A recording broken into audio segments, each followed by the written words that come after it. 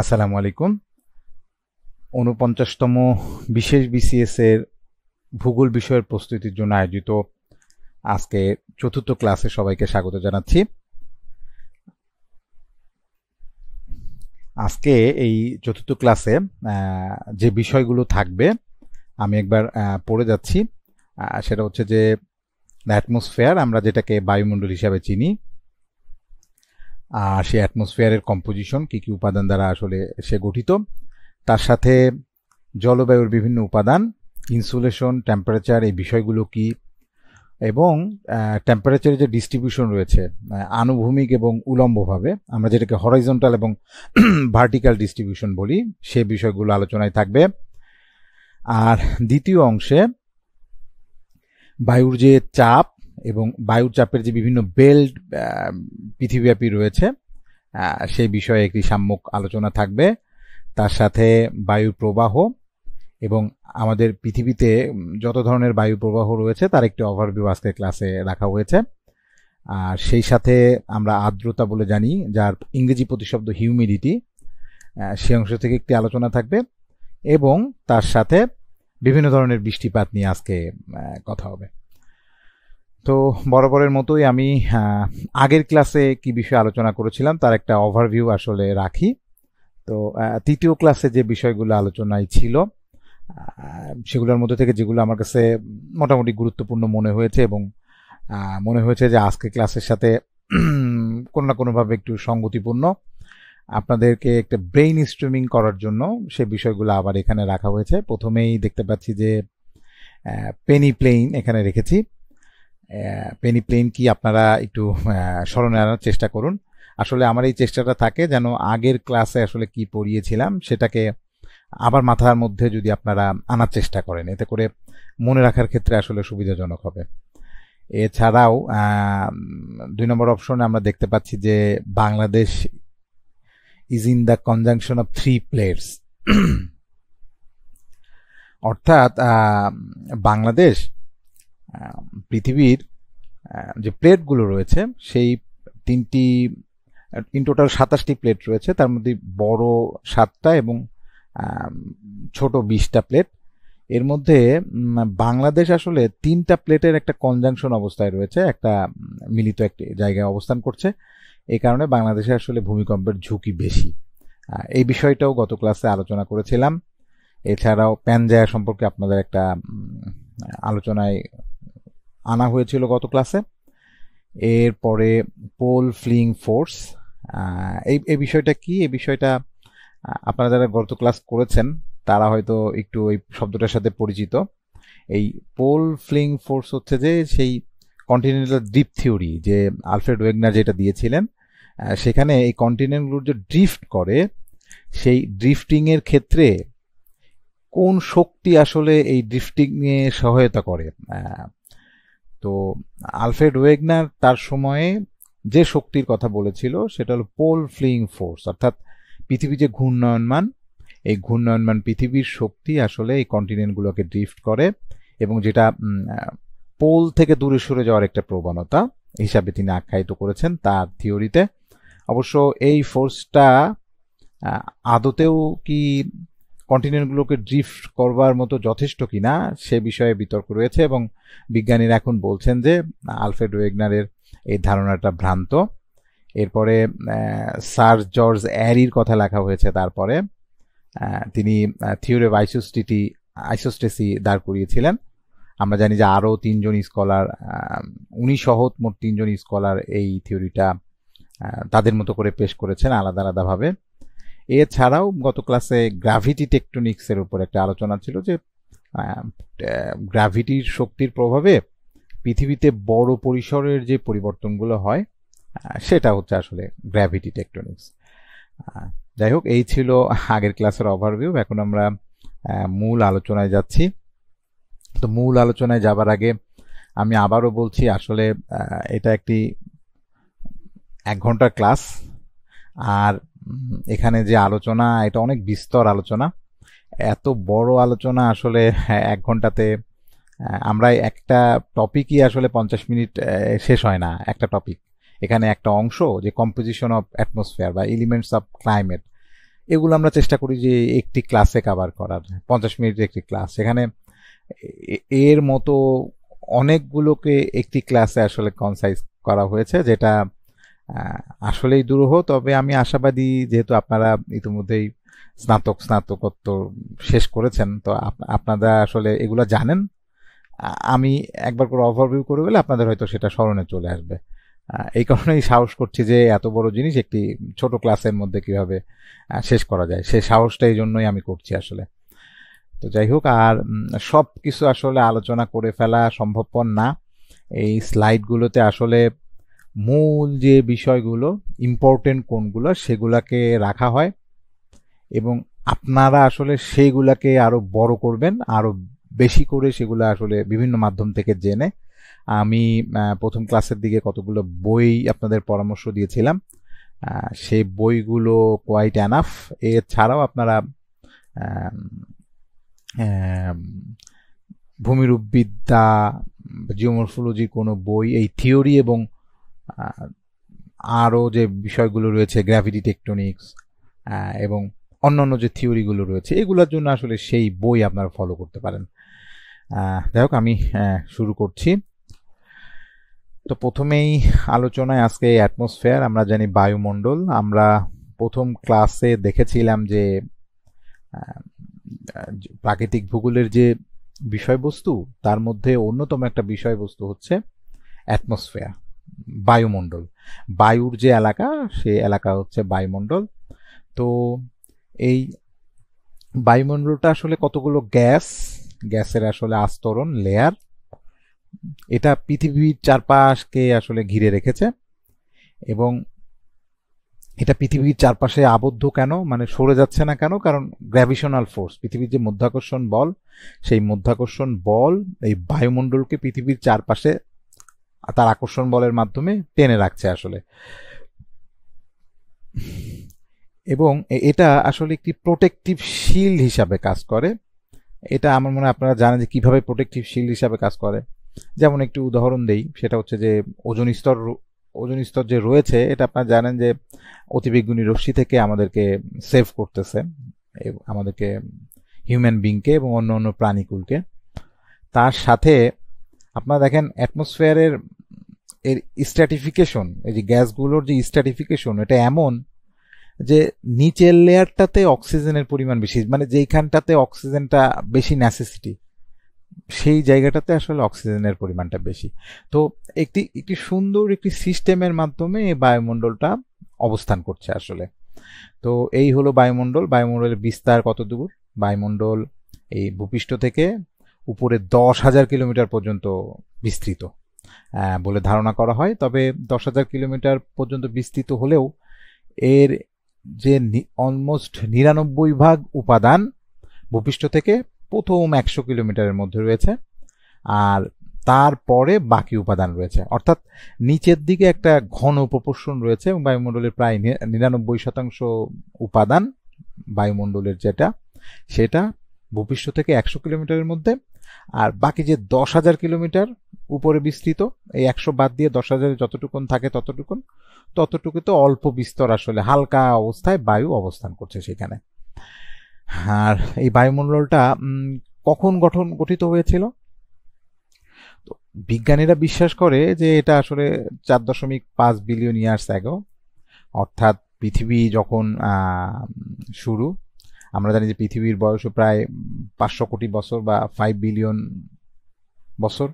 তো তার কিছু সময় পরে থেকেই আসলে এই বায়ুমণ্ডলটার একটি শীতলীকরণ যখন শুরু হয়, তখন থেকে আসলে এখানে বায়ুর অবস্থান ছিল। কিন্তু একটা সুস্পষ্ট স্তরীভূত এবং প্রাণীকুলকে সমর্থন করে এমন একটি বায়ুমণ্ডল আসলে 35 কোটি বছর আগে গঠিত হয়েছে বলে সায়েন্টিস্টরা মনে করে। অর্থাৎ বাতাস এবং বাতাসের অন্যান্য যে বিভিন্ন ধরনের গ্যাস, সেগুলো আসলে পৃথিবীর শুরুর দিকেই ছিল, যখন পৃথিবীটার শীতল হওয়া শুরু করে তখন থেকেই ছিল। আর যে একটা স্তরীভূত বায়ুমণ্ডল, সেটা আসলে 35 কোটি বছর আগে তৈরি হয়েছে বলে সায়েন্টিস্টরা মনে করে।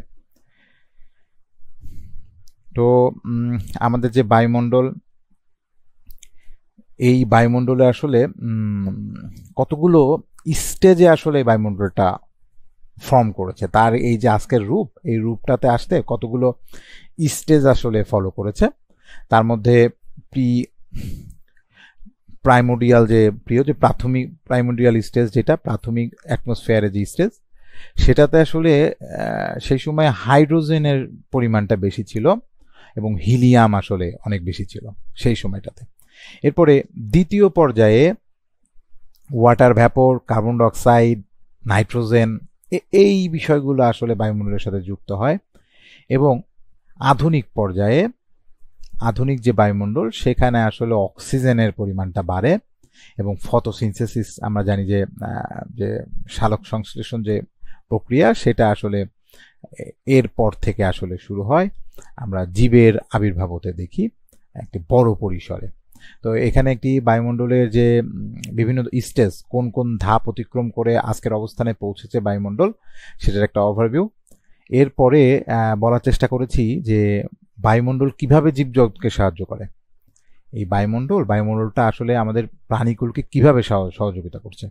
প্রথমেই এগুলো আপনারা পড়লেই বুঝতে পারবেন যে ব্রেদেবল এয়ার আছে, এখানে শ্বাসযোগ্য এয়ার আছে। আমরা আগেই যেটা বললাম যে নিচের স্তরটাতে অক্সিজেন থাকবার কারণে এখানে প্রাণীকে আসলে সাপোর্ট করার মতো একটা অবস্থা রয়েছে। আর এই বায়ুমণ্ডল, তার স্তরীভূত বায়ুমণ্ডল থাকার কারণে ক্লাইমেটের একটা রেগুলেশন রয়েছে। এবং এই কথাটা আগেও বলেছি যে ওজোন স্তর একটা রেডিয়েশন থেকে আমাদেরকে প্রোটেক্ট করতেছে। তাছাড়াও বিভিন্ন যে বায়ুমণ্ডলের কারণে, তার বৈশিষ্ট্যের কারণে রেইনফল সংঘটিত হচ্ছে এবং আলাদা আলাদা ওয়েদার প্যাটার্ন লক্ষ্য করা যাচ্ছে। এছাড়াও যে অন্যান্য ম্যাটিউর যেগুলো রয়েছে, উল্কাপিণ্ড, আমরা জানি যে আমাদের ভূপৃষ্ঠকে, প্রাণীকুলকে উল্কার হাত থেকে রক্ষা করার জন্য বায়ুমণ্ডলের একটি অবদান রয়েছে। কারণ উল্কাগুলো যখন আমাদের পৃথিবীর দিকে আসতে শুরু করে, তখন কিছু উল্কা আছে যেগুলো বায়ুমণ্ডলে প্রবেশ করার সাথে সাথে ঘর্ষণের কারণে সেটা আগুন ধরে যায় এবং ভূপৃষ্ঠ পর্যন্ত আসার আগেই সেটা নিঃশেষ হয়ে যায়। এই ধারাবাহিকতায় বায়ুমণ্ডল যে ম্যাটিউর যে উল্কাপাতগুলো রয়েছে, সেগুলো থেকে সামহাট আমাদেরকে রক্ষা করে চলেছে। তো এই ছিল বায়ুমণ্ডল আমাদেরকে কিভাবে সাহায্য করে তার একটি আলোচনা। এইবার আমরা বায়ুমণ্ডলের বিভিন্ন উপাদান নিয়ে কথা বলবো। তো বায়ুমণ্ডলের যে উপাদানগুলো রয়েছে, তার মধ্যে গ্যাস এর উপাদান রয়েছে, ওয়াটার ভ্যাপর আছে, অ্যারোসল জাতীয় বিষয়াদি রয়েছে। অ্যারোসল জাতীয় বিষয়াদির মধ্যে কি ডাস্ট, স্মোক, পলিন, এই যে উপাদানগুলো বায়ুমণ্ডলে রয়েছে, এগুলো আসলে অ্যারোসল জাতীয় উপাদান। আর ওজোন তো রয়েছেই। ওজোন আসলে অক্সিজেনের একটা ফর্ম, আমরা জানি। সেটা আলাদা করে উল্লেখ করতে হয়, কারণ এটা আসলে আমাদের প্রাণীকুলের জন্য অত্যন্ত গুরুত্বপূর্ণ। এছাড়াও একটি গ্যাসাস কম্পোজিশন, সেটা একটা তালিকা এখানে দেওয়া হয়েছে, বায়ুমণ্ডলের গ্যাসীয় কি কম্পোজিশন রয়েছে। তো এই কম্পোজিশনটা আপনারা অবশ্যই মনে রাখার চেষ্টা করবেন। এটা থেকে প্রশ্ন যে আসবে না এমনটা না, আবার এগুলো কিন্তু বেশ গুরুত্বপূর্ণ। হ্যাঁ, এই অংশটা থেকে প্রশ্ন আসতেই পারে। আর নিচে আমি সবগুলো বলবো না, একটা বলবো যে কার্বন ডাইঅক্সাইড আসলে কতটুকু আছে। দেখেন 0.03% রয়েছে কার্বন ডাইঅক্সাইড। এর রোল কি? এর পৃথিবীতে এর কিছু রোল আছে। আর what is the percent of green house gases in the atmosphere? এই কার্বন ডাইঅক্সাইডও তো একটা গ্রিন হাউস গ্যাস, কিন্তু পৃথিবীতে এই বায়ুমণ্ডলে আর যে গ্রিন হাউস গ্যাসগুলো আছে, এই সব গ্রিন হাউসগুলো মিলিয়ে আসলে বায়ুমণ্ডলে তাদের কতটুকু শেয়ার তারা গ্রহণ করছে, কত শতাংশ তাদের অবস্থান। তো সেটা নাসার একটি স্ট্যাটিস্টিক রয়েছে, তারা বলছে যে তারা সব মিলিয়ে বলছে যে মোটামুটি 0.04% হচ্ছে এই সবগুলো গ্রিন হাউস গ্যাস মিলিয়ে 0.04%। আর যেখানে কার্বন ডাইঅক্সাইড একাই হোল্ড করে 0.03%। এরপরে স্ট্র্যাটিফিকেশন, আমাদের অ্যাটমসফিয়ার আমরা জানি উলম্বভাবে, অর্থাৎ ভার্টিক্যালি একটা স্ট্র্যাটিফিকেশন রয়েছে। 5টা লেয়ার আছে ইন টোটাল। কিছুদিন আগেও বিসিএস এমন একটা প্রশ্ন এসেছিল যে বায়ুমণ্ডলের স্তর কয়টি। তো এ ধরনের প্রশ্ন কিন্তু সহসাই আসে এবং এগুলো আসার মতো প্রশ্ন, এগুলো থেকে আপনারা অবশ্যই ফোকাস করবেন। তো বায়ুমণ্ডলের যে স্তরগুলো রয়েছে, ট্রোপোস্ফিয়ার, স্ট্র্যাটোস্ফিয়ার, এগুলো আমরা জানি যে মেসোস্ফিয়ার, থার্মোস্ফিয়ার, এক্সোস্ফিয়ার। তো তার একটি সিগনিফিকেন্ট আলাদা আলাদা উচ্চতা রয়েছে। এগুলো অ্যাজাম্পশন উচ্চতা, কোথাও কোথাও দেখা যায় যে 8 কিলোমিটারও বলা আছে, 0 থেকে 8, কোথাও 0 থেকে 16 কিলোমিটার পর্যন্ত ধরা হয়। তো আমি যে ডেটাগুলো আসলে ব্যবহার করেছি সেগুলো মোটামুটি নাসা কর্তৃক প্রদত্ত, তাদের রিসার্চ অথরিটি যে যেগুলো সরবরাহ করেছে সেগুলো এখানে আসলে দেওয়া হয়েছে। তো এরকম কন্ট্রাডিক্টরি যে যে তথ্যগুলো, যেগুলা বিভিন্ন সোর্স থেকে বিভিন্ন রকম পাওয়া যায়, ফিক্স না, সেগুলোর ক্ষেত্রে আসলে প্রশ্নগুলো যদি করেও থাকে, আমার চেষ্টা থাকে প্রশ্ন না করার, যদি করেও থাকে তাহলে আসলে বড় বড় করে পার্থক্য দেওয়ার চেষ্টা করা হয়, যেমন 12-13 হবে না, যেগুলো একটু কনফিউজিং সেগুলো 12-22 হবে, মানে একটা গ্যাপ রাখবে সার্টিন, যাতে আপনি আইডেন্টিফাই করতে পারেন যে আমি কোনটা উত্তর করব। এরপরে যে বিভিন্ন যে স্ট্র্যাটা, যে স্তর, তার কতগুলো বৈশিষ্ট্য রয়েছে। বৈশিষ্ট্যগুলো কি, যে এই প্রত্যেকটা স্তরের বায়ুমণ্ডলের যে তাপমাত্রা সেটা চেঞ্জ হয়, এবং প্রত্যেকটা স্তরে বাতাসের ঘনত্বও চেঞ্জ হয়, এবং আমাদের যে আবহাওয়ার যে ফিনোমেনা, আবহাওয়ার মধ্যে কি আছে, আবহাওয়ার মধ্যে বৃষ্টিপাত আছে, তারপর তুষারপাত হয়, তারপরে মাঝে মধ্যে কুয়াশা পড়ে, এগুলা আবহাওয়ার ফিনোমেনা, গরম লাগে, এই ব্যাপারগুলো আসলে মানে যত আবহাওয়া সংক্রান্ত বিষয়াদি আছে এগুলো আসলে ট্রোপোস্ফিয়ার, অর্থাৎ প্রথম যে স্তর সেই স্তরের মধ্যে সংগঠিত হয়। সামনে আমরা আরো ডিটেইল পাবো, আমরা সামনের দিকে যাই। এই যে একটি স্তর আসলে দেখানো হচ্ছে, এই ট্রোপোস্ফিয়ার আর স্ট্র্যাটোস্ফিয়ার এর মাঝামাঝি অবস্থান করতেছে ওজোন স্তর। ওজোন স্তরটা আসলে স্ট্র্যাটোস্ফিয়ারের মধ্যে অবস্থান করছে। আর আমি ট্রোপোস্ফিয়ার নিয়ে আরেকটা বিষয় বলবো। ট্রোপোস্ফিয়ারের মধ্যে একটা স্তর আছে ট্রোপোপজ, ট্রোপোপজ একটা স্তর আছে, এটা ট্রোপোস্ফিয়ার এবং স্ট্র্যাটোস্ফিয়ারের মধ্যবর্তী এলাকায় অবস্থিত। এই ট্রোপোপজ লেয়ারটার কথা আলাদা করে এই কারণে বললাম, কারণ এই ট্রোপোপজ লেয়ারটা ওইখানে একটা স্থির অবস্থা বিরাজ করে, একটা মানে ঝড়ঝঞ্ঝা নাই, মেঘ নাই, থাকলেও কম, বা যে প্লেনগুলো যে চলে, উড়োজাহাজগুলা, সেগুলো চলার মতো একটা আসলে ওয়েদার ওইখানে আছে, একটা অবস্থান ওইখানে আছে। আর ওইটা একটা স্থির অবস্থান, ওইটাতে আমি আগেও বললাম যে ঝড়ঝঞ্ঝা এই ধরনের বিষয়াদি নাই। তো ওই স্তরটার নাম হচ্ছে ট্রোপোপজ। এরপরে যে বিভিন্ন স্তর রয়েছে, আপনারা এগুলা মনোযোগ সহকারে দেখবেন। এরপরে এই যে আমাদের যে বায়ুমণ্ডল, আমি যে বললাম যে বায়ুমণ্ডলে বিভিন্ন স্তরে তাপের পার্থক্য হয়। তো দেখেন যে এই যে এখানে মাঝখানে ইউনিট আছে 0 ডিগ্রি, তারপরে -100 ডিগ্রি পর্যন্ত আছে, এদিকে 20 ডিগ্রি সেন্টিগ্রেড পর্যন্ত আছে। তো এই প্রথম স্তরে দেখেন তাপমাত্রা কমে গেছে, এই পর্যন্ত আবার স্থির থেকেছে, তারপর আবার আস্তে আস্তে তাপমাত্রা বাড়ছে, আবার এই যে স্থির থেকে আবার তাপমাত্রা কমছে। তো প্রত্যেকটা স্তরে তাপমাত্রা আসলে হ্রাস বৃদ্ধি রয়েছে এই বায়ুমণ্ডলের বিভিন্ন স্তরে। তো আপনারা এটা একটু মনোযোগ সহকারে দেখবেন, এগুলো আমার মনে হয় আপনারা দেখলে এগুলো আপনারা সহজে ধরে ফেলতে পারবেন আমার মনে হয়। এরপরে বায়ুমণ্ডলের উপাদান, বায়ুমণ্ডলের জলবায়ুর উপাদান। উপাদান বলতে আমরা বুঝি যে এই জলবায়ুটা আসলে কি দিয়ে গঠিত, সেইটাগুলোই আসলে জলবায়ুর উপাদান। হ্যাঁ, আর ক্লাইমেট বলতে আমরা যা বুঝি একদম সহজভাবে যদি আমরা বলি যে কোনো স্থানের অনেক দিনের একটা দীর্ঘ সময়ের মিনিমাম 30-35 বছরের যে আবহাওয়া, তার একটা গড় অবস্থা হলো জলবায়ু। যেমন বাংলাদেশের আবহাওয়া কিন্তু চেঞ্জ হয়, তাই না? হয় প্রতিদিনই আবহাওয়া চেঞ্জ হতে পারে। আজকে আবহাওয়া অত্যন্ত উত্তপ্ত, কালকে আবার আবহাওয়া হতে পারে যে ঠান্ডা হয়ে গেল, বৃষ্টি নেমে ঠান্ডা হয়ে গেল, আজকে খুব রোদ, কালকে বৃষ্টি পড়লো। তো আবহাওয়া প্রতি মুহূর্তে চেঞ্জ হয়। তো 35 বছর ধরে এই এলাকার যে আবহাওয়ার যে গড় অবস্থা, সেই গড় অবস্থাটাকে জলবায়ু বলে আখ্যায়িত করে। অর্থাৎ আবহাওয়া অনেক সময় ধরে তার যে রূপ দেখায়, সেই রূপটা হলো আসলে জলবায়ু। যেমন বাংলাদেশের যে বৃষ্টি হয়, রোদ পড়ে, তারপরে একটি সময় শীত পড়ে, আবার কোনো সময় অনেক বৃষ্টিপাত হয়, এই সব কিছু মিলিয়ে, সব আবহাওয়া মিলিয়ে বাংলাদেশের জলবায়ুর নামকরণ কি করেছে, যে ক্রান্তীয় মৌসুমী জলবায়ু। অর্থাৎ এই বৈশিষ্ট্য সম্পন্ন এলাকার নাম হলো ক্রান্তীয় মৌসুমী জলবায়ু। অর্থাৎ এই ধরনের আবহাওয়া বৈশিষ্ট্য বিশিষ্ট যে জায়গা, সেই জায়গাটা আসলে ক্রান্তীয় মৌসুমী জলবায়ু অন্তর্ভুক্ত। আমি মনে হয় আপনাদের বোঝাতে পেরেছি, আর এটা খুব কঠিন বিষয়ও না, আমার ধারণা আপনারা কম বেশি এটা জানেন। এরপরে বায়ুমণ্ডলের যে আবারও বায়ুমণ্ডল বলছি, জলবায়ুর যে উপাদান, এই প্রধান 5টি উপাদান রয়েছে। প্রধান 5টি উপাদান রয়েছে, তার সাথে আরো 2টি উপাদান।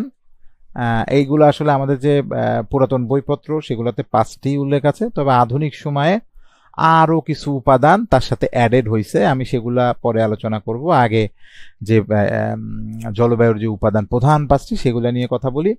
তার মধ্যে এখানে দেখেন একটা সেগমেন্ট করে দেওয়া আছে যে বায়ু সংক্রান্ত উপাদান হলো 4টা। এই যে 5টা উপাদান, তার মধ্যে বায়ু সংক্রান্ত উপাদান এই 4টা: বায়ুর তাপ, বায়ুর চাপ, বায়ুর আর্দ্রতা আর বায়ুর প্রবাহ। এই বায়ু সংক্রান্ত উপাদান আছে 4টা, আর বৃষ্টি বা পানি সংক্রান্ত উপাদান আছে 1টা। এই সব মিলায়ে মোট 5টা উপাদান। আর আধুনিক সময়ে বায়ুমণ্ডলে, আধুনিক সময়ে জলবায়ুতে আরো 2টি উপাদান যুক্ত হয়েছে। একটা হচ্ছে যে এই ক্লাউডিনেস বা মেঘলা আবহাওয়া, আর সোলার রেডিয়েশন, ইনসুলেশন। অর্থাৎ বা কোনো জায়গায় জলবায়ু কেমন কেমন হবে, বা জলবায়ুর যে বিভিন্ন উপাদান, সেই উপাদানগুলোর সাথে বাড়তি সংযোজন হিসেবে সায়েন্টিস্টরা দেখতেছে যে মেঘ আকাশে আছে কিনা, এই ব্যাপারটাও আসলে বায়ুমণ্ডলের একটি উপাদান। আবার কতটুকু সোলার রেডিয়েশন আসলো, সূর্যের বিকিরণ কতটুকু আসলো, সেটাও বায়ুমণ্ডলের একটি উপাদান। এরপরে জলবায়ুর যে উপাদান, সেই উপাদানগুলোকে আরো বিস্তারিতভাবে এখানে আলোচনা করা হয়েছে। এগুলো আপনারা দেখলে বুঝবেন। এখানে কিছু তথ্য অ্যাড করা হয়েছে। এই যে সমুদ্রপৃষ্ঠের যে পৃষ্ঠ, তার উপরে অ্যাটমসফিয়ারের চাপ কতটুকু, এই কিছু তথ্য আছে, এবং যে উপাদানগুলোর কথা বললাম, সেই উপাদানগুলোর এখানে একটা বিস্তারিত আলোচনা তুলে ধরা হয়েছে। এরপরে জলবায়ুর যে উপাদান সমূহ, সেই উপাদান সমূহর অন্যান্য উপাদানগুলোর আলোচনার পরে এই যে তাপমাত্রা, তারপরে বায়ুর চাপ, বায়ুর আর্দ্রতা, এই ধারাবাহিকতায় জলবায়ুর উপাদান নিয়ে আমরা একটু বিস্তারিত আলোচনা করব। অন্যগুলো আপনারা ওখানে দেখে নিলে পারবেন। এই জলবায়ুর আরেকটা যে উপাদান বৃষ্টিপাত, সেটা নিয়ে একটু বেশি করে কথা বলবো, কারণ এই বৃষ্টিপাতের আলোচনাটা জরুরি। এই অংশ থেকে প্রশ্নটা আসার চান্স রয়েছে।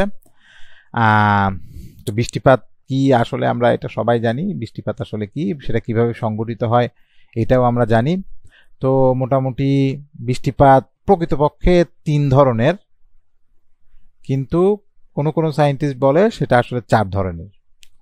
তো এর কারণ কি? এর কারণ এই দুইটা অলমোস্ট একই জিনিস।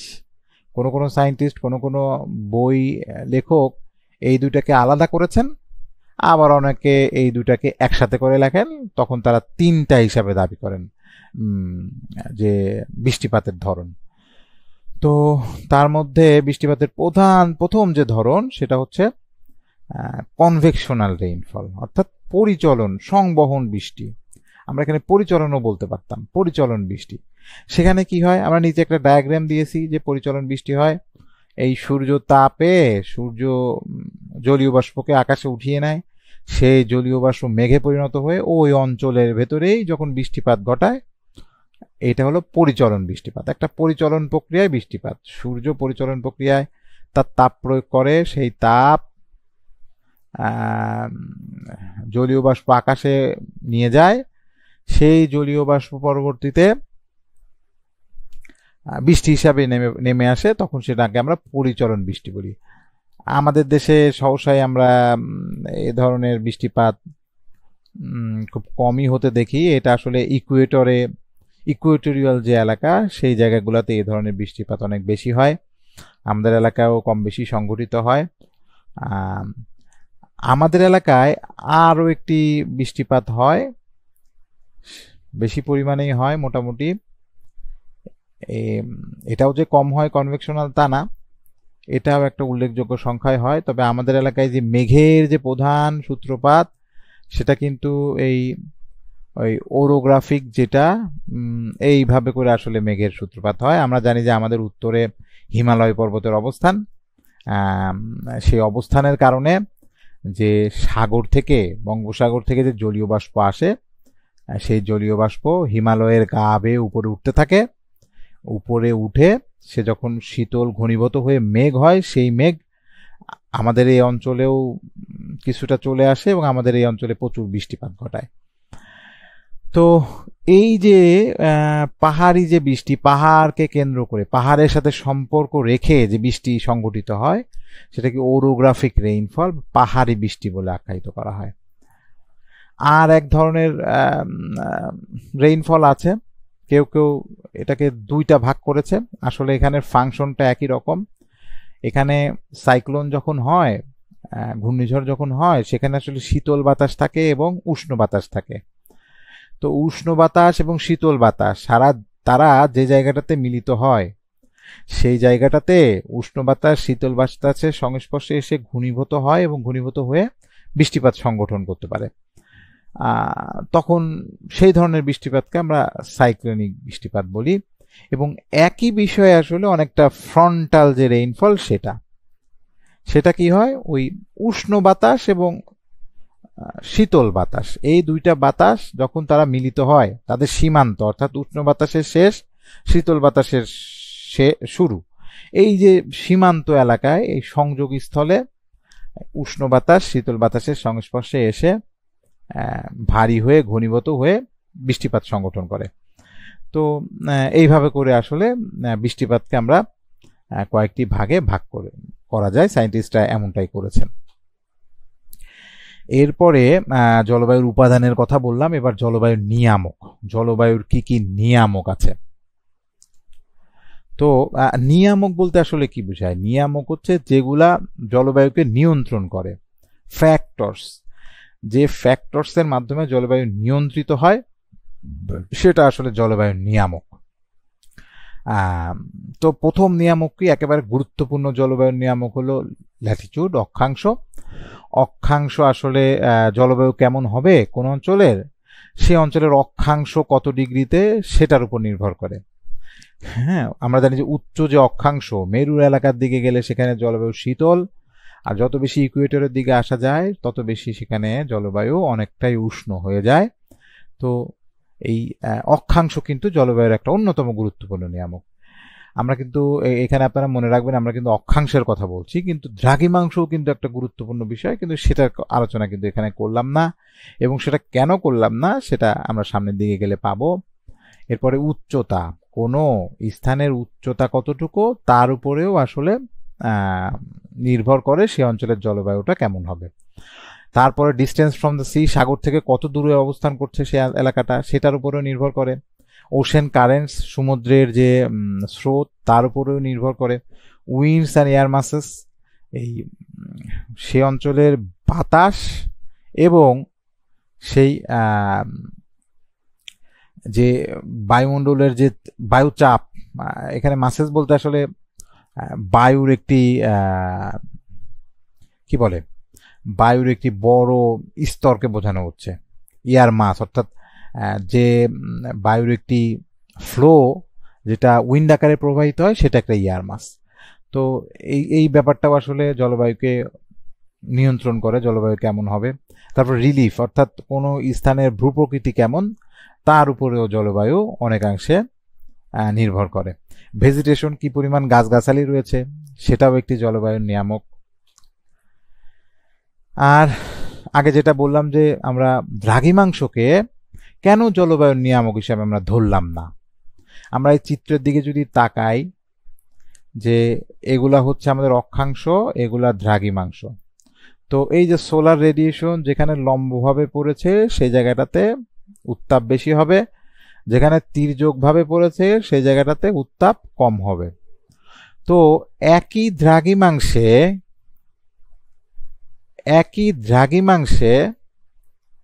কোথাও উত্তাপ বেশি, কোথাও উত্তাপ কম।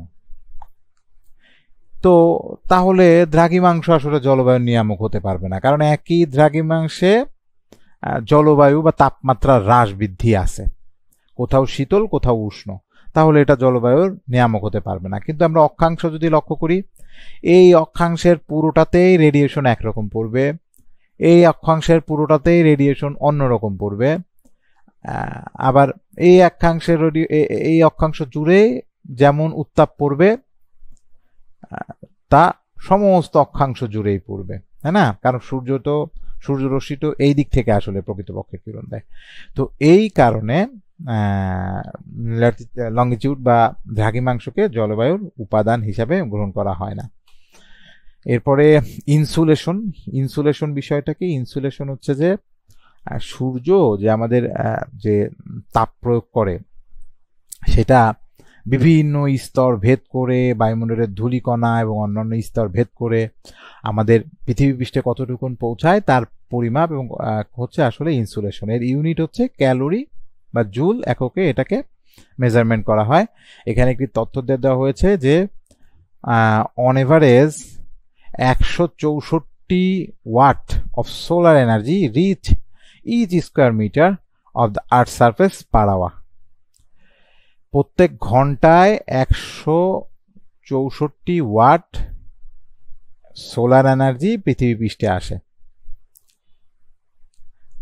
আচ্ছা, এবং এই যে পৃথিবীতে যে আসে সেটা আসলে এটা কম বেশি হয়, সব জায়গায় যে 164 থাকবে না, এটা একটা এভারেজ, কম বেশি হয়। এটা অক্ষাংশ দ্রাঘিমাংশ বিভিন্ন অবস্থানের কারণে এটা কম বেশি হয়, এবং ভূপ্রকৃতির কারণেও কম বেশি হতে পারে। কোথাও হয়তো সূর্যের আলো বেশি পৌঁছাচ্ছে, কোথাও সূর্যের আলো ঠিকমতো পৌঁছাতে পারছে না। এই বিষয়গুলোর কারণে এই সোলার এনার্জির যে পৌঁছানো সেটা আসলে কম বেশি হতে পারে।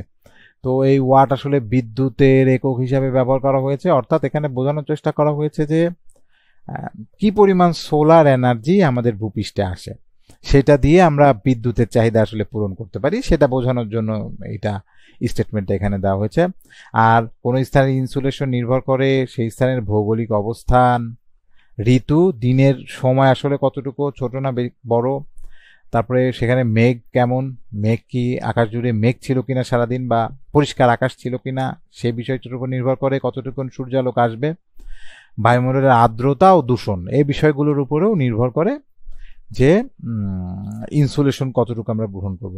তো এখানে একটা চিত্র আছে, সেই চিত্রে দেখা যাচ্ছে যে ইনকামিং যদি 100% আসে, তার মাত্র 47% আমাদের ভূপৃষ্ঠে পৌঁছায়। সেখান থেকেও এই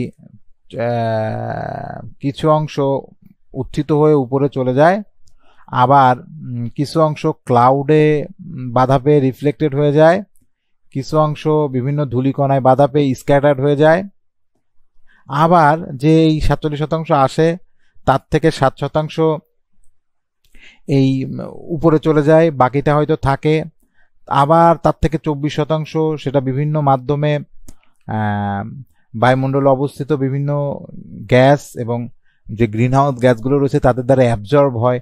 তো একটা সামগ্রিক একটা চার্ট এখানে আছে যে কতটুকুন সোলার এনার্জি আসে আর কতটুকুন সেটা রিফ্লেক্টেড হয়ে ফিরে যায়।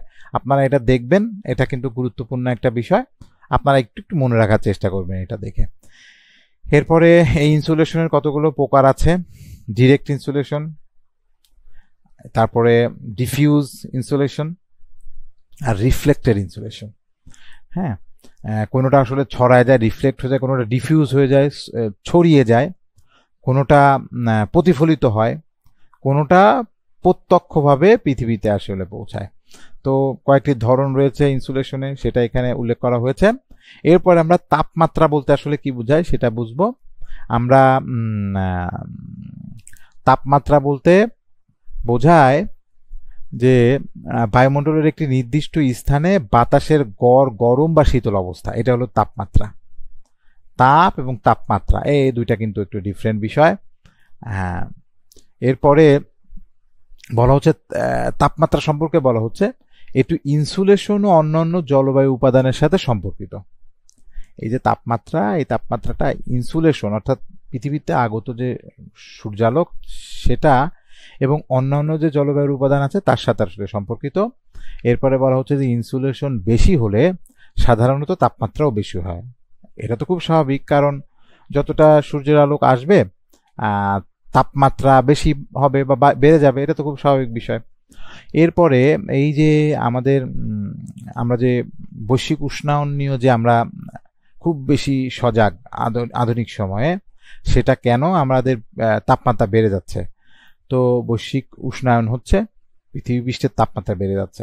তো কতটুকুন বাড়লো পৃথিবী পৃষ্ঠের তাপমাত্রা তার এখানে একটি তালিকাবদ্ধ করা হয়েছে। প্রাক শিল্প যুগ, সেই 1850 সালের আগের যে সময়টা, সেই সময়টার কথা বলা হচ্ছে। তখন পৃথিবীর গড় তাপমাত্রা ছিল কম বেশি 14 ডিগ্রি সেন্টিগ্রেডের মতো। আর 1999 সালে সেটা কি অবস্থা, 50 সালে কি অবস্থা, এবং বর্তমান সময়ে সেটা প্রায় 15 ডিগ্রি। অর্থাৎ ভূপৃষ্ঠের গড় তাপমাত্রা 1855 সালের ওই সময়টাতে 14 ডিগ্রি সেন্টিগ্রেড ছিল, এখন 1 ডিগ্রি সেন্টিগ্রেড বেড়ে গেছে। শুনতে মনে হচ্ছে যে শুধু 1 ডিগ্রি সেন্টিগ্রেড, কিন্তু এটা কিন্তু একটা বিশাল বড় ব্যাপার। কারণ হলো এই 1 ডিগ্রি তাপমাত্রা বাড়তে হলে পুরো ভূপৃষ্ঠটাকেই আসলে 1 ডিগ্রি সেন্টিগ্রেড তাপমাত্রা বাড়াতে হয়েছে। অর্থাৎ সেখানে একটি প্রচুর আসলে পরিবর্তনের ফলে এই ধরনের একটি আচরণ আমাদের পৃথিবীর তাপমাত্রা প্রদর্শন করছে। আসলে দেখে মনে হতে পারে যে মাত্র 1 ডিগ্রি সেন্টিগ্রেড তাপমাত্রা বেড়েছে আর এমন কি, কিন্তু এটা অনেক বড় বিষয়। কারণ একটা হিউজ অঞ্চলে তাপমাত্রা আসলে বাড়াতে হয়েছে এবং তার জন্য আসলে প্রয়োজন হয়েছে একটি বড় পরিমাণে গ্রিন হাউস গ্যাস। আর সেই গ্রিন হাউস গ্যাস আমাদেরকে সবসময় প্রভাবিত করে যাচ্ছে। আধুনিক সময়ে আমরা সায়েন্টিস্টদের এবং বলতে শুনছি এবং আমরা নিজেরাও প্রত্যক্ষ করছি প্রকৃতির বিভিন্ন বিরূপ আচরণ। তো এই বিষয়টা নিয়ে আমরা দেখেছি যে অনেক ধরনের আলোচনা হয়। ও এখানে একটু বলে রাখি, আপনারা যে লেটেস্ট যে কোপ সম্মেলন সেটা সম্পর্কে আপনারা অবশ্যই ভালো করে পড়বেন, যে কত ডিগ্রির মধ্যে রাখার চেষ্টা করছে পৃথিবীর উষ্ণায়নকে, এবং তাদের টার্গেটটা কি টার্গেট তারা সেট করেছে, যে কত সময়ের ভেতরে তারা কত ডিগ্রি বেশি বাড়তে দেবে না। সেই বিষয়গুলো আপনারা একটু ভালো মতো দেখবেন। এই বিষয়গুলো কিন্তু আসার মতো। তো যাই হোক, আমি সামনের দিকে যাচ্ছি। এরপরে আমরা দেখতে পাচ্ছি যে তাপমাত্রার একটি আনুভূমিক একটি বন্টন। তাপমাত্রা পৃথিবী পৃষ্ঠব্যাপী আনুভূমিকভাবে তাপমাত্রা কেমন বন্টন রয়েছে সেটা আসলে এখানে দেখানোর চেষ্টা করা হয়েছে। এবং হরাইজন্টাল কতগুলো জোনে ভাগ করছে পৃথিবীকে। এটা হলো উষ্ণমণ্ডল, সেটা 0 থেকে 23.5 ডিগ্রি পর্যন্ত উষ্ণমণ্ডল। এরপর একটা নাতিশীতোষ্ণ অঞ্চল রয়েছে, সামনে একটা স্লাইডে চিত্র আছে, সেটা থেকে আপনারা আরো সুন্দর সহজভাবে বুঝতে পারবেন। একটা শীতল মণ্ডল রয়েছে, যেটা এই মেরুবৃত্ত এলাকা থেকে একেবারে মেরু অঞ্চল পর্যন্ত। তো এই হচ্ছে যে আমি আগে আলোচনা করলাম সেটা। এই ইকুয়েটর, এটা একটা উষ্ণমণ্ডল। এই জায়গার দুই পাশে 2টি নাতিশীতোষ্ণ মণ্ডল আর 2টা মেরুতে 2টা শীতল মণ্ডল। তো এই হচ্ছে যে পৃথিবীর যে তাপমাত্রা তার আনুভূমিক যে বিন্যাস, সেটা এখানে চিত্রের মাধ্যমে দেখানো হয়েছে। এরপরে ভার্টিক্যাল ডিস্ট্রিবিউশন, অর্থাৎ উলম্ব আসলে কেমন অবস্থান পৃথিবী তাপমাত্রা উপরের দিকে তার আচরণ কেমন, উপরের দিকে কি ধরনের আচরণ সে প্রদর্শন করে, সেটা আসলে ভার্টিক্যাল ডিস্ট্রিবিউশন অফ টেম্পারেচার। আমরা এখানে দেখতে পাচ্ছি যে প্রতি 1000 মিটার যদি উচ্চতা বাড়ে, আপনি এখান থেকে যদি 1000 মিটার উপরে যান, তাহলে 6.5 ডিগ্রি সেন্টিগ্রেড আসলে তাপমাত্রা বেড়ে যায়। তো এটা কিভাবে সংঘটিত হয়? উপরের দিকে গেলে তো আমরা সূর্যের কাছাকাছি যাচ্ছি, তো আমাদের তো তাপমাত্রা বেড়ে যাবার কথা, কিন্তু আমার উপরের দিকে গেলে তাপমাত্রা কমে যাচ্ছে কেন? তো এই প্রশ্নটা আপনাদের কাছে থাকলো, আপনারা এটা বের করার চেষ্টা করবেন যে কেন আসলে আমরা ভূপৃষ্ঠ থেকে 1000 মিটার বা 1 কিলোমিটার উপরে গেলাম, তাহলে তো সূর্যের কাছাকাছি যাচ্ছি আমরা, তাই না? তাহলে তো তাপমাত্রা বাড়ার কথা, কিন্তু আসলে সেখানে তাপমাত্রা কেন কমে যাচ্ছে? এই যে বলতেছে যে 6.5 ডিগ্রি সেন্টিগ্রেড তাপমাত্রা কমে যাবে, আর এই ব্যাপারটাকে বলে lapse rate, environmental lapse rate. তো যাই হোক, এই প্রশ্নটা আপনাদের কাছে থাকলো, আপনারা এটা বের করার চেষ্টা করবেন। এয়ার প্রেশারকে কোন এককে মাপা হয় সেটা আপনারা দেখবেন, কোন এককে মাপা হয়। আর এই এয়ার প্রেশার, বাতাসের যে চাপ, সেই চাপটাকে আসলে দুইটা ভাবে ভাগ করা যায়। একটা লো প্রেশার, আমরা জানি নিম্নচাপ, মাঝে মধ্যে আমরা বলতে শুনি যে নিম্নচাপ হয়েছে, গভীর সাগরে গভীর নিম্নচাপ দেখা দিয়েছে, ঘূর্ণিঝড় হবার সম্ভাবনা রয়েছে। তো নিম্নচাপ ব্যাপারটা কি? নিম্নচাপ হচ্ছে যখন কোনো স্থানের মাঝে, অর্থাৎ একটা বায়ুচাপের মাঝে যখন উষ্ণ বাতাস থাকে এবং বায়ুচাপ আশেপাশে তুলনামূলক শীতল বাতাস থাকে, তখন সেখানে একটা নিম্নচাপ অবস্থা হয়। তো উষ্ণ বাতাস থাকার ফলে কি হয়, ওই মাঝখানের যে বায়ুটা সেটা উপরের দিকে উঠে যাওয়ার একটা প্রবণতা থাকে, আর ওই জায়গাটা দখল করার জন্য আশেপাশের যে শীতল বাতাস তারা ওই জায়গাটা পূরণ করার চেষ্টা করে। তো এই ব্যাপারটা হচ্ছে লো প্রেশার, যখন কোনো একটি বায়ুচাপে মাঝখানে উষ্ণ বাতাস থাকে এবং তার আশেপাশে তুলনামূলক শীতল বাতাস থাকে, সেই ব্যাপারটা হচ্ছে লো প্রেশার। আর পক্ষান্তরে হাই প্রেশার হলো ডিফারেন্ট জিনিস, উল্টা জিনিস, যখন মাঝখানে শীতল বাতাস থাকে এবং আশেপাশে তুলনামূলক উষ্ণ বাতাস থাকে, তখন আমরা সেই অবস্থাটাকে হাই প্রেশার বলি। এখানে এগুলোর বিভিন্ন ধরনের বৈশিষ্ট্য দেওয়া হয়েছে, এগুলো আপনারা দেখবেন। এরপরে বায়ুচাপের কতগুলো বলয় রয়েছে, এই বলয় সম্পর্কিত এখানে একটি চার্ট রয়েছে। আমি এই চার্টটা নিয়ে কথা বলবো না, আমি কথা বলবো সামনে যে একটি চিত্র পাবো আমরা, সেই চিত্র নিয়ে কথা বলবো, সেখানটাতে আরো কিছু বলবার রয়েছে। এই যে এয়ারের যে প্রেসার বেল্ট, এই মাঝখানে যে ইকুয়েটর, সেখানে একটি লো প্রেসার আমরা দেখতে পারি, অর্থাৎ নিম্নচাপ।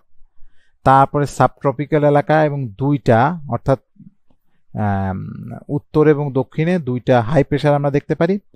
তারপরে এই পোলার এলাকায়, এই এলাকাটাতে আমরা একটা লো প্রেসার দেখতে পারি, এবং একেবারে উপরে আমরা দুইটা হাই প্রেসার দেখতে পারি। তার মানে বুঝতে পারছি যে এইটা উষ্ণ বাতাস থাকে এখানে বেশি, এই জায়গাটাতে আসলে একটা তুলনামূলক শীতল বাতাস, এই জায়গাটাতে একটা তুলনামূলক উষ্ণ বাতাস, এখানটাতে একটা শীতল বাতাসের চাপ অবস্থান করে। এখন প্রশ্ন হতে পারে যে এইখানে একটা শীতল বাতাস, এইখানে শীতল বাতাস, মাঝখানে কেন আসলে একটু উষ্ণ বাতাস কেন? মাঝখানে যে একেবারে উষ্ণ বাতাস তা না, কিন্তু এই বাতাসটা এর তুলনায় শীতল, কিন্তু এর তুলনায় অনেক বেশি উষ্ণ, যে কারণে এখানে একটা লো প্রেসার ক্রিয়েট করছে। তো এটা নিয়ে আপনারা যদি আরেকটু ভাবেন স্পষ্ট বুঝতে পারবেন। আমি সামনের দিকে যাচ্ছি, আরো কিছু চিত্র আছে, সেগুলো আমরা বোঝার চেষ্টা করব। তো এখানে আমরা ইন টোটাল 7টা কিন্তু পেলাম, এই এয়ার প্রেসার বেল্ট পেলাম 7টা, এই একটা পেলাম এখানে, তারপরে এই পেলাম আরো দুটা, 3টা, এই সাবট্রপিক্যাল লো পেলাম 2টা, 5টা, আর পোলার হাই পেলাম আরো 2টা, টোটাল 7টা, অর্থাৎ air pressure belt in total 7টা। এরপরে উইন্ড কি? যখন এয়ার ফ্লো করে আমরা সেই ব্যাপারটাকে উইন্ড বলি। তো উইন্ড কেন ফ্লো করে, কেন এয়ার ফ্লো করে? অনেকগুলো কারণ আছে। এই চাপের পার্থক্য, আমরা জানি যে সবসময় উচ্চচাপ থেকে, এই উচ্চচাপ এলাকা থেকে নিম্নচাপ এলাকার দিকে বাতাস ফ্লো করে। তো উইন্ড কেন ফ্লো করে, তার প্রথম কারণ দেওয়া হচ্ছে চাপের পার্থক্য। কি পার্থক্য? কোনো জায়গায় যদি উচ্চচাপ থাকে, সেখান থেকে নিম্নচাপের দিকে বাতাস আসতে থাকে। এরপরে আরেকটা বিষয় আছে কোরিওলিস ইফেক্ট। এই কোরিওলিস ইফেক্টটা কি, সে আলোচনাটা একটু পরে আসে, আমি এখানে আর বেশি বলছি না। তারপরে বিভিন্ন ধরনের উইন্ড সম্পর্কে এখানে একটি দেখানোর চেষ্টা করেছি, যে কত ধরনের উইন্ড বা বাতাস রয়েছে। তার মধ্যে পার্মানেন্ট উইন্ড রয়েছে একটা ক্যাটাগরি, উইন্ডকে কতগুলো ক্যাটাগরিতে ভাগ করছে। তার মধ্যে একটা ক্যাটাগরি হলো পার্মানেন্ট ক্যাটাগরি, যেটা স্থায়ী বাতাস। আরেকটা ক্যাটাগরি হলো সিজনাল, ঋতুভিত্তিক। আরেকটা হলো লোকাল, স্থানীয়। মানে ওই বাতাসটা ওই স্থানেই দেখা যায়। তো উইন্ডকে মেজর এই 3টা ক্যাটাগরিতে ভাগ করছে। একটা হলো পার্মানেন্ট, যেটা সবসময় দেখা যায়। একটা হলো সিজনাল, যেটা ঋতুভিত্তিক হয়। আর একটা হলো স্থানীয়, একটা নির্দিষ্ট কোনো স্থানে দেখা যায়। তো পার্মানেন্ট উইন্ড কোনগুলা রয়েছে? পার্মানেন্ট উইন্ডের মধ্যে রয়েছে ট্রেড উইন্ড, বাণিজ্য বায়ু, পশ্চিমা বায়ু এবং পোলার বায়ু বা মেরুদেশীয় বায়ু। এইগুলো হলো আসলে 3টা পার্মানেন্ট বা প্ল্যানেটারি উইন্ডস। এগুলো স্থায়ী এবং সার্বজনীন, এগুলো সবসময় কনসিস্টেন্টলি এগুলো ঘটতে থাকে। এবং আমি আগে বললাম, এটা কিন্তু অবশ্যই মনে রাখতে হবে, সেটা হচ্ছে যে বাতাস সবসময় উচ্চচাপ থেকে নিম্নচাপ এলাকার দিকে আসে। এরপরে সিজনাল উইন্ড, যেটা ঋতুভিত্তিক হয়। আমরা একটা সিজনাল উইন্ড আমরা খুব নাম জানি, আমাদের মৌসুমী যে বায়ু, সেটা ঋতুতে ঋতুতে তার দিক পরিবর্তন করে এটা, এবং নির্দিষ্ট ঋতুতে আসলে এটা প্রবাহিত হয়। তো এটা এই ধরনের বায়ু হলো সিজনাল বায়ু। আর কিছু লোকাল বায়ু আছে, ফন, খামসিন, লু, এগুলো বিভিন্ন স্থানীয় বায়ু। কিছু ক্ষেত্র বিশেষ বিশেষ স্থানে এই বিশেষ ধরনের বায়ুগুলোকে আসলে দেখা যায়। এরপরে আমরা যেটা এরপরে দেখব সেটা হলো যে এই যে ল্যান্ড ব্রিজ, সি ব্রিজ বিষয়গুলো কি, এগুলো আসলে কি ওয়ার্ডগুলো দেওয়া হয়েছে, এগুলো আপনারা একটু বিস্তারিত জানার চেষ্টা করবেন। যখন সাগর থেকে বাতাস আসে তখন একটা ল্যান্ড ব্রিজ, সি ব্রিজ হয়, যখন স্থান থেকে সাগরের দিকে বাতাস যায় এবং কেন যায় সে বিষয়গুলো আপনারা একটু জানার চেষ্টা করবেন আরো বিস্তারিতভাবে। হ্যাঁ, আর এই বিষয়গুলো পাবেন কোথায়? এই এই পুরো বিষয়গুলো ইন্টারমিডিয়েটের সিলেবাসের সাথে ম্যাচ করে, এবং ইন্টারমিডিয়েটের বায়ুমণ্ডল সম্পর্কিত যে চ্যাপ্টারটা রয়েছে আপনারা এগুলো খুব সুন্দর মতো সেখানে পেয়ে যাবেন। এরপরে আমি এটার আলোচনায় যাচ্ছি না, এই আলোচনাটা একটা কিওয়ার্ড এখানে লেখা আছে, আপনারা এটা বিস্তারিত জানার চেষ্টা করবেন। এরপরে বাতাসের দিক, বাতাস আসলে বাতাসের দিক, বাতাস কোন দিকে যাচ্ছে? তো যে বাতাস দক্ষিণ দিক থেকে আসে আমরা তাকে নর্থ উইন্ড বলি, যে বাতাস উত্তর দিক থেকে আসে একই কথা নর্থ উইন্ড, যে বাতাস পশ্চিম দিক থেকে আসে আমরা তাকে পশ্চিমা বায়ু বলি। আর এই দিক নির্ধারণের ক্ষেত্রে উইন্ড ভেন ব্যবহার হয়, এই শব্দটা মনে রাখবেন যে কোনো বাতাসের যে দিক কোন দিকে হবে এটা নির্ধারণের জন্য উইন্ড ভেন ব্যবহার করা হয়। আর বাতাসের গতি কতটুকু এটা মেজারমেন্ট করার জন্য অ্যানিমোমিটার ব্যবহার করা হয়। এরপরে এই বাতাসের কতগুলো সেল রয়েছে। বাতাস কি করে? বাতাস নিম্নচাপের অঞ্চল থেকে উষ্ণ বাতাস আকাশের দিকে উঠে যায়, আকাশে উঠে সে শীতল হয়ে যায়, ওই বাতাসটা একটা সার্কুলেশনের মাধ্যমে আরেকটা জায়গায় পৌঁছায় যায়। তো কিভাবে পৌঁছায় যায় আমি একটু যদি ব্যাখ্যা করে বলার চেষ্টা করি, যে ধরি কোনো জায়গায় উষ্ণ বাতাস, সেই উষ্ণ বাতাসটা উপরে উঠে যাবে, উষ্ণ বাতাসটা উপরে উঠে যাওয়ার ফলে কি হবে, সে জায়গাটা গ্যাপ তৈরি হবে, ওই গ্যাপটা পূরণ করবে আশেপাশের থেকে আসা শীতল বাতাস। এবার ওই উষ্ণ বাতাসটা আকাশে উঠে সে আবার শীতল হতে শুরু করবে, এবং ওই যে শীতল বাতাসের যে গ্যাপ, শীতল বাতাস যে উষ্ণ বাতাসের কাছে চলে আসছে ওই গ্যাপটা পূরণ করে, এই একটা সার্কুলেশন হয়। তো আমি সামনের স্লাইডে আমরা দেখতে পাবো যে সেই সার্কুলেশনটা কেমন আসলে। তো কতগুলো সেল রয়েছে, এই সেল অনুযায়ী বাতাসগুলো তার সার্কুলেশনকে কন্টিনিউ রেখেছে। তো সেটা কিরকম সেটা যদি আমরা দেখি, আগে এই সেলগুলো নিয়ে কথা বলে নেই। এখানে এই হ্যাডলের একটা সেল রয়েছে, এই যে ইকুয়েটর থেকে উষ্ণ বাতাস আকাশে উঠে শীতল হয়ে আবার এই দিক থেকে ঘুরে আবার এই ইকুয়েটর এলাকায় আসে, এটা কিন্তু ইকুয়েটরের কাছাকাছি হার্ডলে সেল, তাই না? তো এরকম কতগুলো সেল আছে, তো এটা একটা সেল গঠন করেছে, তাই না? আকাশে উঠে সে আবার সার্কুলেশন একটা তৈরি করছে, এটা একটা সেল। তো এই সেলের নাম হয়েছে, এই বিজ্ঞানী হার্ডলে, তার নাম অনুসারে, ইনি একজন ব্রিটিশ, ইনি 1735 সালে অনেক আগে তার এই সেল আবিষ্কার করেছে, যে উষ্ণ বাতাসগুলো আকাশে উঠে চক্রাকারে ঘুরে একটা নির্দিষ্ট অঞ্চল পরিভ্রমণ করে আবার ফিরে আসে এই ইকুয়েটর অঞ্চলের দিকে। তো এই অঞ্চলের যে সেল তার নাম হার্ডলে সেল, এবং আরো অনেকগুলো সেল রয়েছে, মিড ল্যাটিটিউড সেল, এছাড়াও পোলার সেল রয়েছে। এগুলো আপনারা আমার মনে হয় যে একটু দেখলে এটা বুঝতে পারবেন। এখানে প্রেসার বেল্টে উইন্ডের মুভমেন্ট রয়েছে। হ্যাঁ, এই যে হাই প্রেসার থেকে আপনারা দেখেন হাই প্রেসার এলাকা থেকে লো প্রেসারের দিকে বাতাস যাচ্ছে, তাই না? তো বাতাসগুলো কোন দিকে যাচ্ছে? এই যে বাতাসগুলো আসলে সে আসলে কি, সে আসলে এই বাতাসের নাম হলো বাণিজ্য বায়ু। সব সময় মনে রাখবেন ট্রেড উইন্ড বা বাণিজ্য বায়ু, বাণিজ্য বায়ু সবসময় পূর্ব থেকে পশ্চিম দিকে যায়।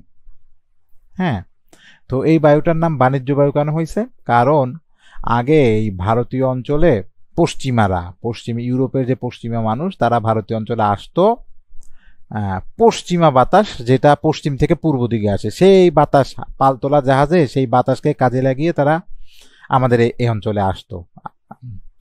কারণ কারণ পশ্চিমা বায়ু পশ্চিম থেকে এসে পূর্ব দিকে যাচ্ছে, আমরা যেহেতু পূর্বে অবস্থান করছি তো তারা পশ্চিম দিকে আসতো, পশ্চিম থেকে পূর্ব দিকে আসতো, এসে তাদের বাণিজ্য করে জাহাজ ভর্তি করে বিভিন্ন মশলা এবং অন্যান্য উপাদান নিয়ে এই ট্রেড উইন্ড যেটা পূর্ব থেকে আবার পশ্চিম দিকে যায়, অর্থাৎ তারা আসলো পশ্চিম থেকে পূর্ব দিকে পশ্চিমা বাতাসের শক্তিকে কাজে লাগিয়ে, এরপরে এসে তারা বাণিজ্যের যে জিনিসপত্র সেগুলা সংগ্রহ করে তারা আবার জাহাজে করে বাণিজ্য যে বায়ু, অর্থাৎ যে বায়ু পূর্ব থেকে পশ্চিম দিকে যায় সেই বাতাসের সেই বায়ুর সাহায্যে পালতোলা জাহাজে করে তাদের পশ্চিম অঞ্চলে তাদের এলাকায় ফিরে গেল। তো এই যে একটা বাণিজ্য যে করতো এই বায়ুকে সাহায্যে কাজে লাগিয়ে, এই বায়ুর সাহায্য নিয়ে, সেজন্য এই বায়ুটার নাম হয়ে গেছে বাণিজ্য বায়ু আসলে। তো বাণিজ্য বায়ু সবসময় মনে রাখবেন যে এটা পূর্ব থেকে পশ্চিম দিকের দিকে যায় এবং এটা হাই প্রেসার থেকে দেখেন এটা লো প্রেসারের দিকে যাচ্ছে, আবার এখানে হাই প্রেসার থেকে এই লো প্রেসারের দিকে যাচ্ছে পশ্চিমা বায়ু। হ্যাঁ, পশ্চিমা বায়ু হাই প্রেসার থেকে লো প্রেসারের দিকে যাচ্ছে। আবার এই যে মেরু এলাকার হাই প্রেসার থেকে এই লো প্রেসারের দিকে একটা বাতাস এইদিকে আসছে। তো এইটা একটু মনোযোগ দিয়ে দেখার চেষ্টা করবেন। অনেক সময় এমন প্রশ্ন হতে পারে যে পশ্চিমা বায়ু কোন দিক থেকে কোন দিকে যায় বা বাণিজ্য বায়ু কোন দিক থেকে কোন দিকে যায়, এটা যদি আপনারা একটু মনোযোগ সহকারে দেখেন তাহলে আমার মনে হয় যে আপনারা এই বিষয়টা থেকে প্রশ্ন আসলে আপনাদের খুব বেশি উত্তর করতে বেগ পেতে হবে না। হার্টলে সেল নিয়ে কথা বলেছি, এবার আমরা কোরিওলিস ইফেক্ট নিয়ে একটু কথা বলবো। এই কোরিওলিস ইফেক্টটা কি? কোরিওলিস ইফেক্ট হচ্ছে পৃথিবীর এই দিক থেকে এইদিকে ঘুরছে, তাই না? পশ্চিম থেকে সে পূর্ব দিকে তীব্র গতিতে ঘুরছে এবং এই ঘোরাঘুরির ফলে বাতাসও পৃথিবীর সাথে সাথে তার পথ পরিভ্রমণ করছে এই ঘূর্ণনের ফলে। তো কি ঘটতেছে, এই উত্তর যে অক্ষাংশ অর্থাৎ এই ইকুয়েটরের উপরে একটা ফোর্স কাজ করে যার নাম কোরিওলিস ফোর্স। সেই কোরিওলিস ফোর্সের কারণে বাতাস যখন যায়, এটা কিন্তু একটা বাতাস, এই বাতাসটা যখন যায় তখন সে ডান দিকে হেলে যায়।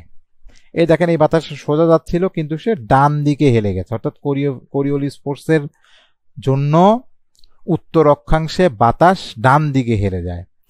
আবার একইভাবে দেখেন এটা যখন এইদিকে আসছিল তখন কিন্তু আপনি যদি এভাবে করে চিন্তা করেন, এটাকে যদি আপনার মাথা ধরেন তাহলে দেখবেন যে ও কিন্তু ডান দিকে হেলে গেছে, মানে এদিকে মনে হচ্ছে বাম, কিন্তু যখন আপনি এদিক থেকে এদিকে আসবেন তখন এটা কিন্তু আপনার ডান পাশ, দেখেন সে ডান দিকে হেলে গেছে। তো কোরিওলিস যে ফোর্স, এই কোরিওলিস ফোর্সের কারণে এই বাতাস উত্তর অক্ষাংশে সবসময় ডান দিকে হেলে যায়, আর দক্ষিণ অক্ষাংশে তার অতিক্রম যেদিকে করে তখন বাম দিকে হেলে যায়। যখন সে এইদিকে আসছিল তখন সে বাম দিকে হেলে গেছে।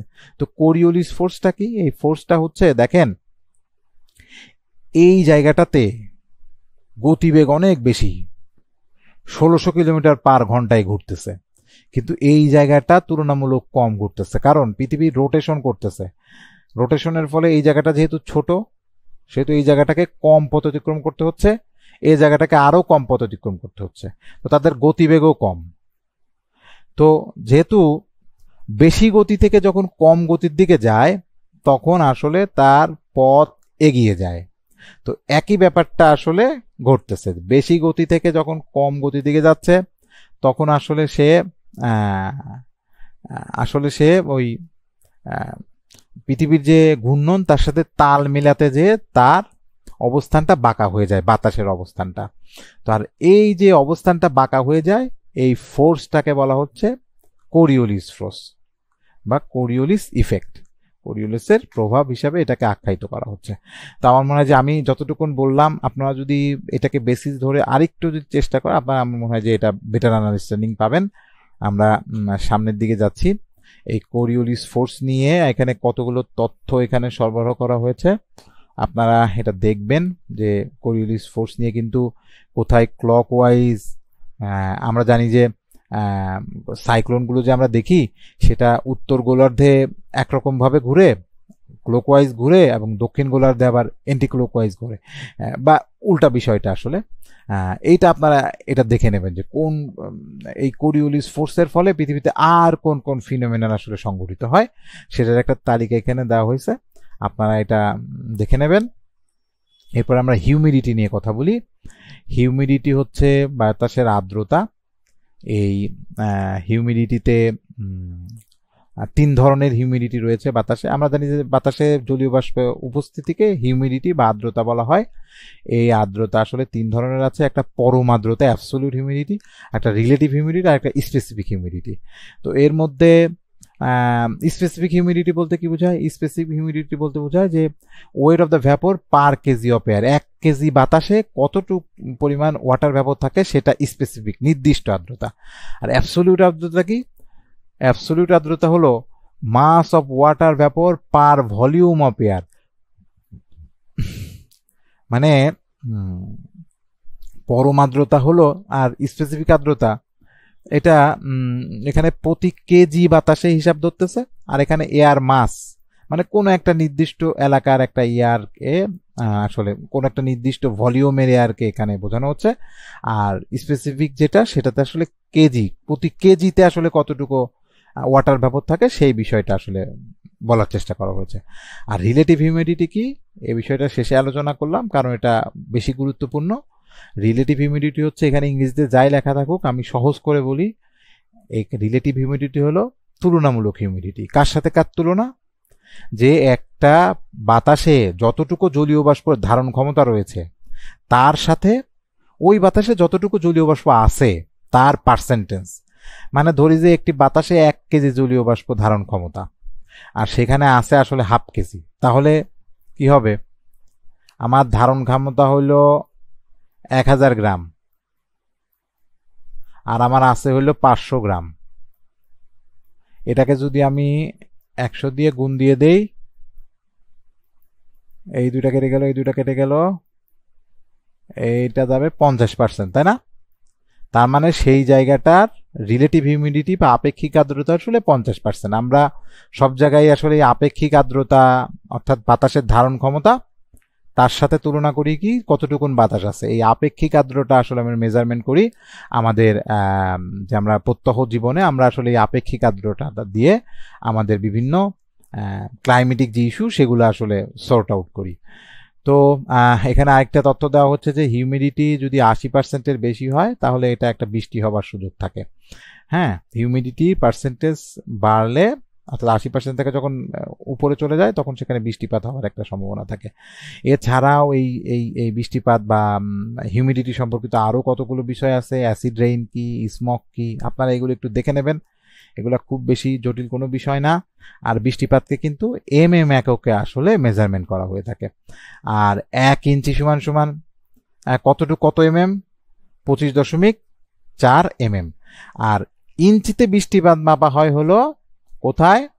মার্কিন যুক্তরাষ্ট্র। আর সারা বিশ্বে মোটামুটি এককে বা মিলিমিটার এককে বৃষ্টিপাত মেজারমেন্ট করা হয়। এই রেইনফল মেজারিং মিটার কি? রেইন গেজ হলো এই রেইনফল মেজারিং মিটার। এরপরে রেইন গেজের প্রধান 3টি অংশ থাকে। রেইন গেজ যে মেশিন বৃষ্টিপাত পরিমাপ করে তার প্রধান 3টি অংশ থাকে। আর পৃথিবীর সবচেয়ে বেশি কোথায়? এখানে আসলে রেইনফল নিয়ে একটু আলোচনা ছিল, কিন্তু আমরা আগে যেহেতু রেইনফল নিয়ে আলোচনা করেছি এই অংশে আসলে সেজন্য রেইনফল নিয়ে আর বিস্তারিত আলোচনা যাচ্ছি না। তবে কিছু বিশেষ গুরুত্বপূর্ণ তথ্য আসলে এখানে রেইনফল সম্পর্কে দেওয়া হয়েছে, যে পৃথিবীতে কোথায় সবচেয়ে বেশি বৃষ্টিপাত হয় আর কোথাও আসলে কম বৃষ্টিপাত হয়, এমন একটি উপাত্ত এখানে কতগুলো দেওয়া হয়েছে এখানে। যাই হোক, এইবার কিছু নমুনা প্রশ্ন, এই যে আজকে যে পড়ালেখা হলো এর থেকে কিছু নমুনা প্রশ্ন এখানে তুলে দেওয়া হয়েছে। এখানে 2 ধরনের প্রশ্ন রয়েছে। একটা প্রশ্ন আছে আসলে মুখস্থ করে যেগুলো আপনাদেরকে পারতে হবে, আর একটা হলো শুধু মুখস্থ করলে হবে না, সেগুলো আপনাদের বোধকে কাজে লাগাতে হবে। আপনারা যেটা বুঝেছেন, আন্ডারস্ট্যান্ডিং কেমন হলো সেটার উপর নির্ভর করবে। আপনারা যেহেতু আমি আগেও বলেছি যে বিসিএস সাধারণ শিক্ষা ক্যাডারের নিয়োগ হয় আসলে ইন্টারমিডিয়েট লেভেলকে পড়ানোর জন্য। ইন্টারমিডিয়েট লেভেল কিন্তু সৃজনশীল পদ্ধতিতে পড়ে। সৃজনশীল পদ্ধতির সাথে আপনারা পরিচিত কিনা আমার আসলে জানা নাই। সৃজনশীল পদ্ধতিটা কিন্তু যে আপনি বুঝে কোনো প্রশ্নের উত্তর করবেন এমন বিষয়।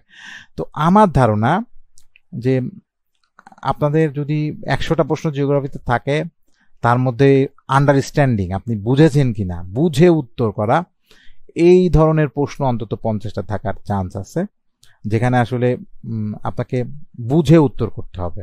আপনি যেমন যেমন আমি প্রথম একটা উদাহরণ দেই যে what is the average temperature of earth surface, পৃথিবী পৃষ্ঠের গড় তাপমাত্রা কত, এটা কিন্তু আপনাকে বোঝার কোনো বিষয় নেই, আপনার জানতে হবে, মুখস্থ করতে হবে। যে 15 ডিগ্রি, আমি যে বললাম যে 14.9 অর্থাৎ প্রায় 15 ডিগ্রি সেন্টিগ্রেড তাপমাত্রা পৃথিবীর পৃষ্ঠের বর্তমান, এটা কিন্তু আপনাকে মুখস্থ করে অ্যান্সার করতে হবে। Which unit is use for measure rainfall, এটা কিন্তু আপনাকে বুঝে উত্তর করতে হবে না, আপনি মুখস্থ করলে আপনি উত্তর করতে পারবেন। কিন্তু এখানে যদি বলি 4 নম্বরে দেখেন, which factor does not affect temperature, কোন ফ্যাক্টরটা টেম্পারেচারকে অ্যাফেক্ট করে না, এটা কিন্তু আপনাকে আন্ডারস্ট্যান্ডিং বুঝতে হবে। এটা যতটা না মুখস্থ তার চেয়ে অনেকখানি বেশি এটা বুঝে আপনাকে উত্তর করতে হবে। এখানে ল্যাটিটিউড আছে, লঙ্গিটিউড আছে, আপনাকে মাথায় রাখতে হবে যে ল্যাটিটিউড তার একই লঙ্গিটিউডে অনেক ধরনের তাপমাত্রার পার্থক্য থাকে, তাই এটা কিন্তু ফ্যাক্টর না, তাপমাত্রার ফ্যাক্টর না। তাহলে তাপমাত্রার ফ্যাক্টর কি? আসলে এই ল্যাটিটিউড, কারণ এক এক ল্যাটিটিউডে আমরা এক এক ধরনের তাপমাত্রা দেখি। তাহলে factor does not affect temperature, কোন ফ্যাক্টরটা এখানে অ্যাফেক্ট করে না? আমরা জানি যে উচ্চতা, সেটাও কিন্তু তাপমাত্রায় অ্যাফেক্ট করে, কারণ আলাদা উচ্চতায় আলাদা আলাদা তাপমাত্রা হয়। আবার ওশেন কারেন্ট, সেটাও কিন্তু তাপমাত্রার উপর প্রভাব বিস্তার করে, কিন্তু এখানে তাপমাত্রার উপর প্রভাব রাখে না কোনটা? সেটা হলো লঙ্গিটিউড, কারণ লঙ্গিটিউড লম্বালম্বি থাকে, একই লঙ্গিটিউডে বিভিন্ন রকম তাপমাত্রা থাকতে পারে, অর্থাৎ লঙ্গিটিউডের কারণে তাপমাত্রার উপরে প্রভাব হয় না। তো তাহলে এটা কিন্তু আপনাকে বুঝে উত্তর করতে হবে। তো এটা হলো আন্ডারস্ট্যান্ডিং লেভেলের যে প্রশ্ন সেগুলা। তো আপনাদের যে প্রশ্নগুলো দেওয়া হচ্ছে এখানে 30টা করে প্রশ্ন সম্ভবত, হ্যাঁ 30টা করে প্রশ্ন দেওয়া হয়। তো সেখানে আসলে আপনারা অনেকেই মনে হয় সরাসরি যা পড়ানো হয় সেটা থেকে আসলে প্রশ্ন পান না। এতে হতাশ হওয়ার কিছু নাই, এটা ইচ্ছা করেই করা হচ্ছে। আসলে 1 ঘন্টা সময়ের মধ্যে আপনাদেরকে তো সব কথা বলে দেওয়া যায় না। তো এখানে যতটুকু পারা যায় বলা হয়, আবার বাকি যেগুলো আসলে আপনাদের জানা দরকার আমরা মনে করি বা আমি মনে করছি ভূগোল বিষয়ের জন্য, সেগুলো আসলে ওই এমসিকিউ এর ভেতরে দেওয়ার একটা প্রবণতা থাকে। আবার সেখানে কিছু আন্ডারস্ট্যান্ডিং লেভেলের কিছু প্রশ্ন আসলে দেওয়ার চেষ্টা থাকে। তো যাই হোক, সব মিলিয়ে আপনারা ভালো থাকবেন, আপনাদের জন্য শুভকামনা। আজকে ক্লাস শেষ, আবার দেখা হবে ইনশাল্লাহ। ততদিন সবাই সুস্থ থাকেন, সবার জন্য আবারও শুভকামনা।